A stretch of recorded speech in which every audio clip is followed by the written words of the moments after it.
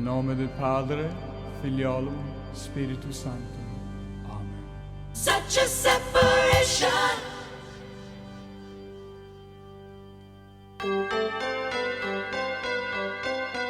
Again, everybody, thank you everybody for joining us. Thank you everybody on ACIM Gather who is joining us. And I want to also thank everybody on the live stream who is joining us. Remember that we keep the live stream up for about 2 weeks afterwards, so you can join us live even when we're not live by just going to our YouTube channel and clicking on to the live stream. And make sure that you subscribe to our YouTube channel. We need just like a couple more subscriptions to get 300 people, 300 subscribers. I would really love to do that. So here we are in the middle of September, and the title of my talk today is Manifest Destiny. Manifest Destiny. So Manifest Destiny is actually a term that has a historical significance to it. So Manifest Destiny refers to an idea that was bantered around in the mid-1800s, right around in the middle of the 19th century, and it was about the expansion of the United States from coast to coast. It was about us being a country, about the U.S. being a country, excuse me, that would extend from the Atlantic to the Pacific, and it was stated that it was the destiny of the United States to manifest this. And by destiny, they meant usually that it was decreed by God, Him, herself. Probably in that day, it was just God Himself. But it was decreed by God Himself that the United States would manifest this destiny and sweep from coast to coast. It got the start in the early 1800s when Thomas Jefferson, purchased Louisiana, doubled the size of the United States. That was a big deal. But then around in the middle of the 1800s, there was a big thing with the state of Texas. Texas had been part of Mexico. Texas seceded from Mexico, and then Texas wanted to join the U.S. And so the U.S. annexed Texas as part of, the United States. And the original people who talked about the manifest destiny did not envision it as a military thing. They envisioned it like what would happen with Texas, that a state would apply to the United States to become part of one of the states. They didn't really think that there would be military action and all. But actually there was military action around Texas because Mexico wasn't really actually all that willing at that point to totally let go of Texas. And so there was the Mexican-American War that took place between 1846 and 1848. And it's hard to put yourself in that mindset, mind frame to sort of think about what that was like, because we're so used to the country, the United States being the country that it is, extending from the Atlantic to Pacific, and being this whole swath of the continent, that it's hard to envision and realize that it wasn't always that way. And it's also interesting to remember that when Mexico went to war with us, or when we went to war with Mexico, they'd only been a country for about 20 years. They had gotten their independence from Mexico in 1821. And so we were actually much more of an accomplished country and, much larger military and all of that. And some of the people thought that this was a very unfair advantage, us going to war against Mexico. And a lot of people didn't like this idea of manifest destiny because the way slavery was at the time, if Texas became a state, then it would become a state with slavery legal, and there were a lot of people from the north who didn't want Texas to become a state in this manner. So there's all kinds of stuff that goes on with that. And there was also, just a couple years later, there was this idea of annexing the Oregon territories. And the Oregon territories at this time was not only what we currently call the state of Oregon, but it's the state of Oregon, the state of Washington, and pretty much all of British Columbia. It was, again, a whole swath of land, and so there was this movement to annex that, and the British at that time didn't want to give it up, and there was military action about that, and then eventually they decided on the 49th parallel as what would be the border between us and Mexico. So there's a lot of history of of manifest destiny, and a lot of it is, colored by stuff that isn't that great. I mean, obviously what we did with the American Indian, we manifested our country moving all the way across, and, we just forgot about the Indians, or just sort of relegated them to the land that absolutely nobody wanted, that was worthless, and then didn't honor any of those treaties either. So, I don't want to skirt over that and pretend like that didn't happen, because that did. But there is still something about manifest destiny, because it actually proved to be true. It actually did turn out to be the destiny for the United States to manifest itself from the Atlantic to Pacific. And pretty soon the New Mexico territories were annexed, and Northern California was annexed, and it wasn't long before, the whole United States was taking shape.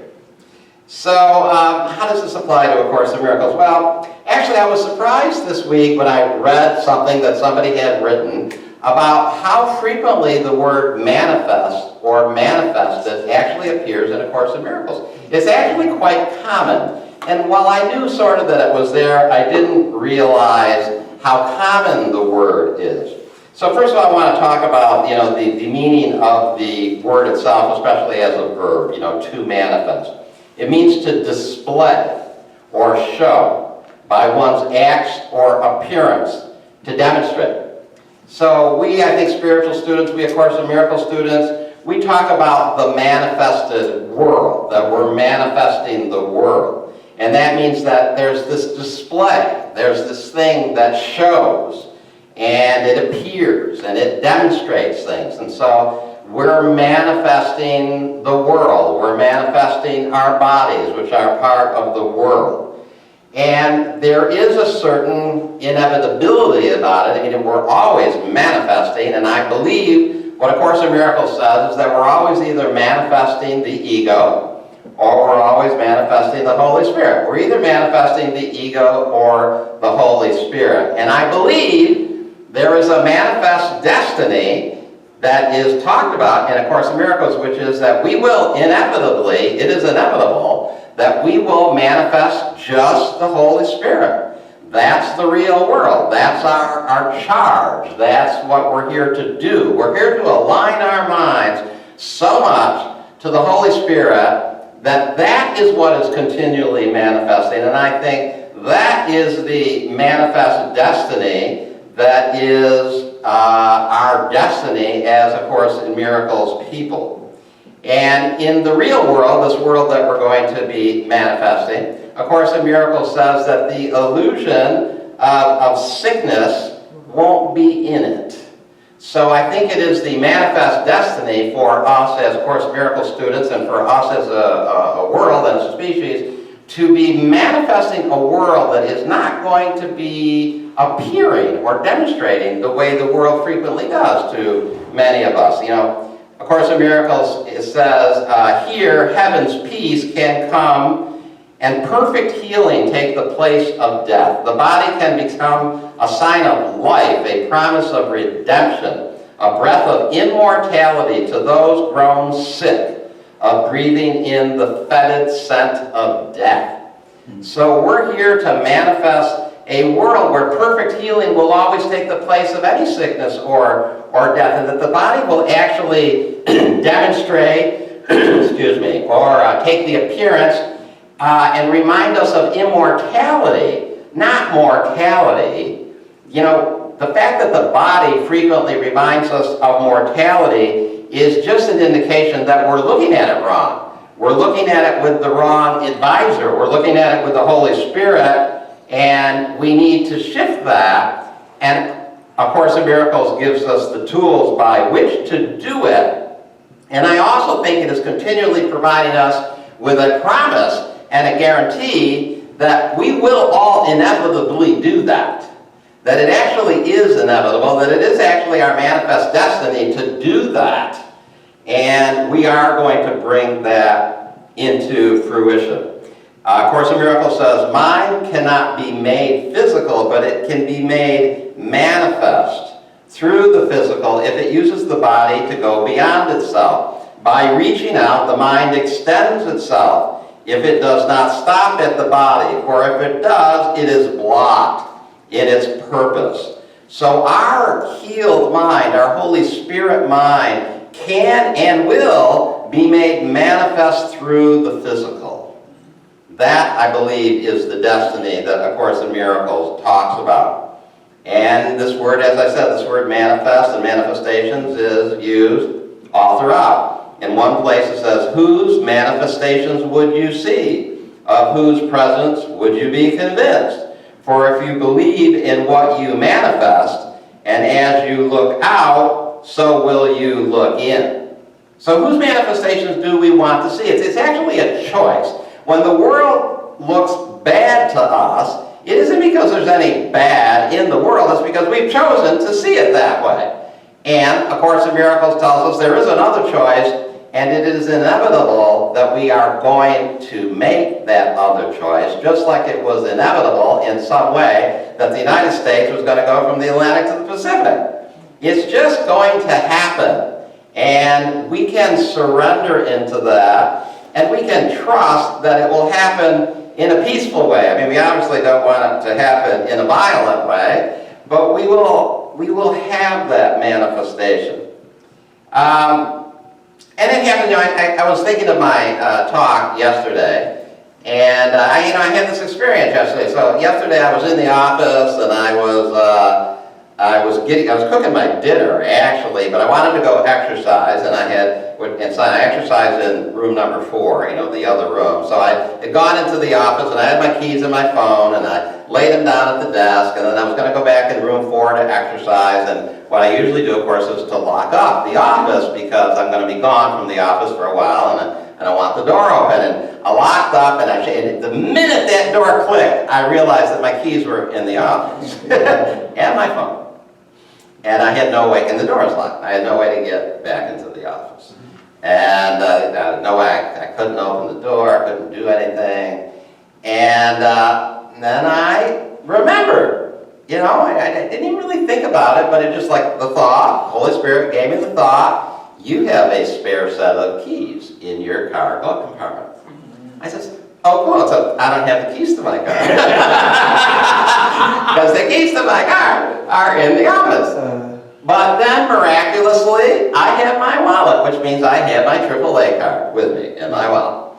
And of course, I had no way to call AAA, but I went upstairs and talked to the restaurant owner up there, Alberto, and said, can I use your phone? And I called AAA, and that was another whole ordeal, because it did take AAA 2.5 hours to get to me. But while I was waiting for AAA, my car was parked right next to the Brazen Head restaurant, which is the restaurant right there on Buchanan and Greenwich. And so I was able to go into the Brazen Head restaurant, use their phone 3 times to call AAA to say, where's my service? And eventually my service came, and they opened my car, and there were my keys in my glove compartment. They were kind of buried, but I knew they were there somewhere, so I was able to get back into the office. Now, the whole ordeal did take 3 hours. But what do I want to look at? You know, what was manifesting here? So I could look at the whole scenario and think about the sickness part or the illness part. Okay, I left my keys in the office. That wasn't good. I left my phone in the office. Took AAA a long time to get there. A real long time. And I was cold, because it got cold last night, and I had no jacket. Okay, so I could look at all that. But I could look at how the Holy Spirit was manifesting too. I had my wallet. I had the AAA card. I had a spare set of keys in my car glove compartment. I had nice neighbors who let me use their phone. I had a nice host at a restaurant who let me come in and crowd up the entranceway and use their phone in the entranceway. And, so whose manifestations do I want to look at?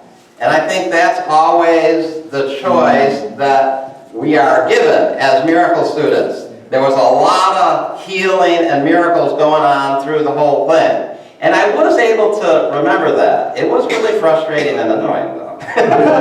But I was able to remember that.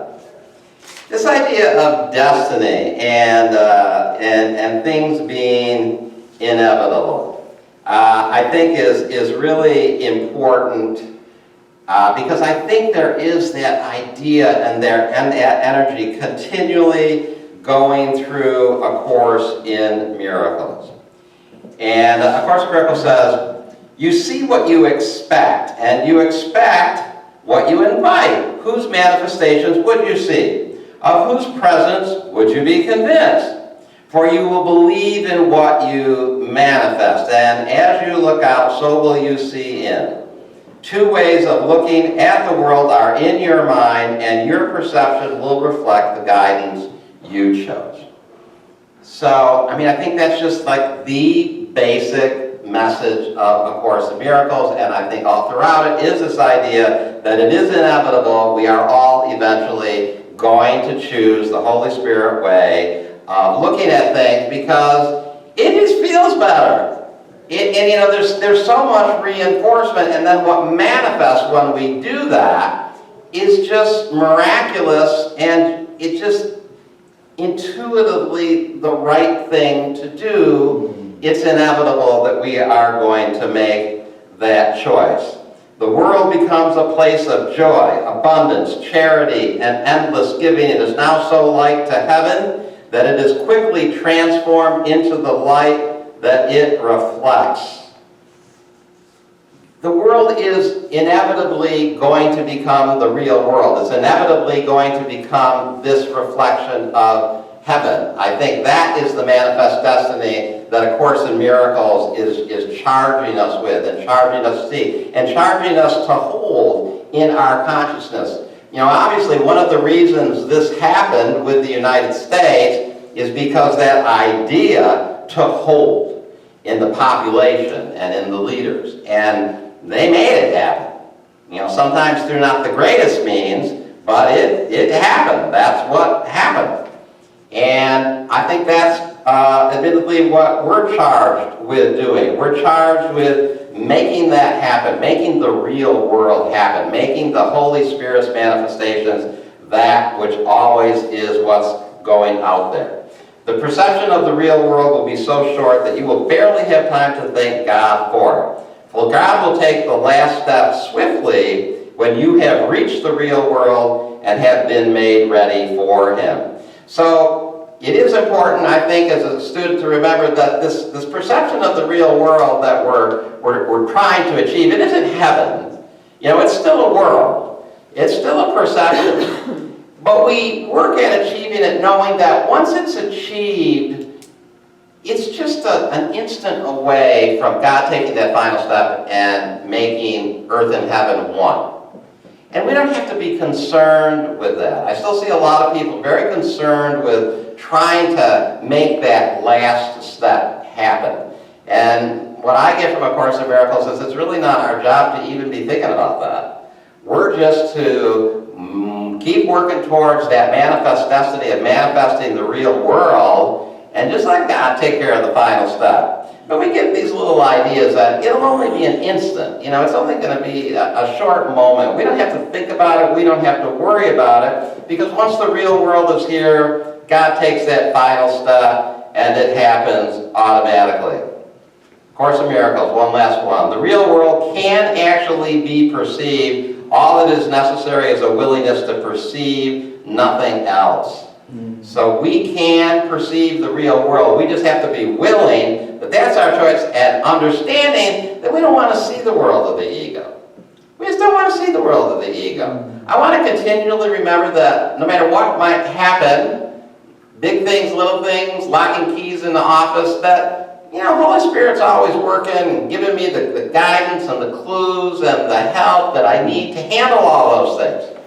So I don't have to worry about them. I don't have to pretend that they don't happen. That's why the things on the healing list are listed the way they are. We can see the problem. We don't have to pretend that the problem isn't there. But we do it because we know that the solution and the healing for the problem is also always there. And it's our job to focus on that, to manifest the real world. And it is the manifest destiny of A Course in Miracles that this perception be the only perception that persists. Now, there are some people who say it's also the manifest destiny of A Course in Miracles to become the prominent spiritual discipline of the 21st century, and that it's going to replace mainstream Christianity. And you know, those are all interesting conversations. I don't know if I really go there, but I hear people talking like that. And you know, that's an idea. I would be willing to go there if that is indeed what happens. I don't take A Course in Miracles there. I see it as, you know, continually gaining prominence and exposure and more people, whether it will become the dominant spiritual discipline, whether it will replace mainstream Christianity. I don't know if that's its manifest destiny, but who knows? But I do know that it is the manifest destiny that we transform this world into the real world. And that real world is a world where there is no sickness and death, and there is love, and there is healing for every manifestation of sickness or dis-ease that there might be. And I do know that it's the manifest destiny of that real world to be such a close reflection to heaven that God takes the last step quickly, so quickly we don't have to be concerned about it at all. Okay, that's my talk for today. Thank you very much.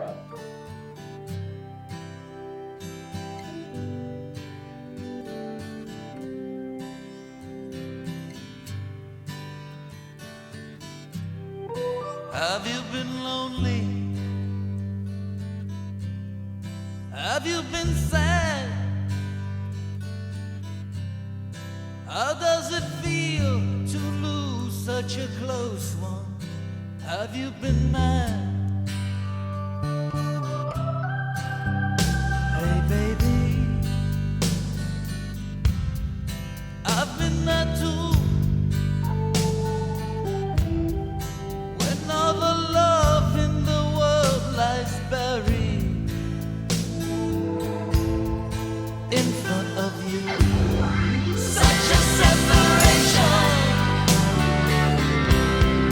such a